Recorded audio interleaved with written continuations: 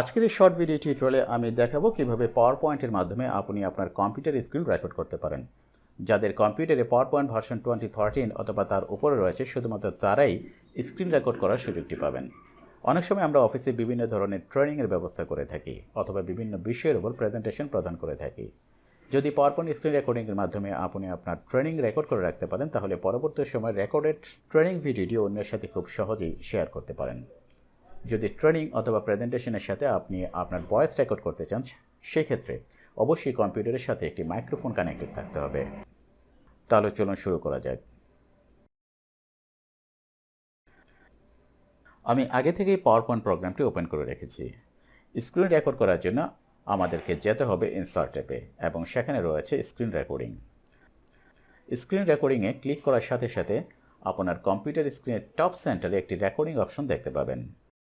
এখানে রয়েছে record button, stop button, select area এবং অডিও বাটন।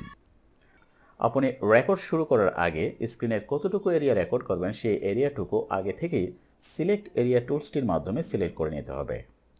সিলেকশন কমপ্লিট হলে এই রেকর্ড বাটনের মাধ্যমে আপনি রেকর্ডিং শুরু করতে পারেন। রেকর্ডিং শেষ হলে এই স্টপ বাটনটির মাধ্যমে রেকর্ডিং স্টপ করতে পারেন। রেকর্ড চলাকালীন সময় এই রেকর্ডিং বাটনটি পজ বাটন হিসেবে কাজ করবে। তাহলে চলুন সরাসরি আমরা একটি স্ক্রিন রেকর্ড করে দেখি। আমি প্রথমে আমার রেকর্ডিং এরিয়া সিলেক্ট করে নিচ্ছি। এখন আমি রেকর্ড করার জন্য প্রস্তুত।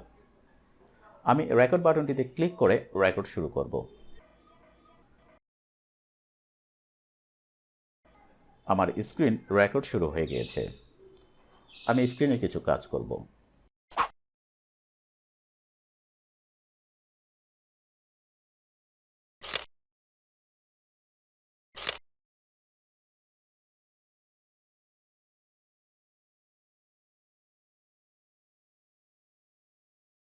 ধরুন আমি এখন কিছুটা সময় রেকর্ডিং পজ করে রাখতে চাই।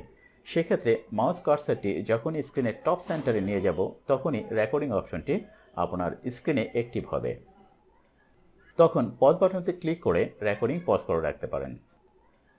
পজ থাকা অবস্থায় আপনার স্ক্রিনে যাই করেন না কেন সেটা কিন্তু রেকর্ড হবে না।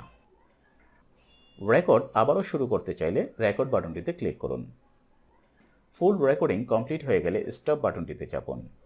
দেখুন আমাদের স্ক্রিন রেকর্ডটি স্লাইডে অ্যাড হয়ে গিয়েছে। রেকর্ডিং ভিডিওটি দেখতে চাইলে প্লে বাটনে ক্লিক করুন। আমরা চাইলে এই ভিডিওটি সম্পূর্ণ একটি আলাদা MP4 মিডিয়া ফাইলে সেভ করে রাখতে পারি। কাজটি করার জন্য ভিডিওটির উপর রাইট ক্লিক করে save media as a click করুন এবং আপনার পছন্দ মতো ফাইলটির নাম দিয়ে সেভ করুন।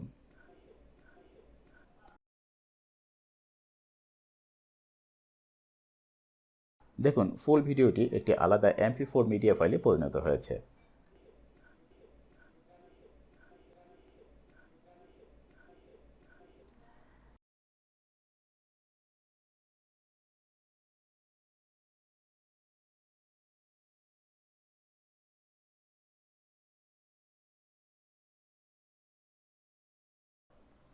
আশা করছি আজকের ভিডিওটি ভালো লেগেছে।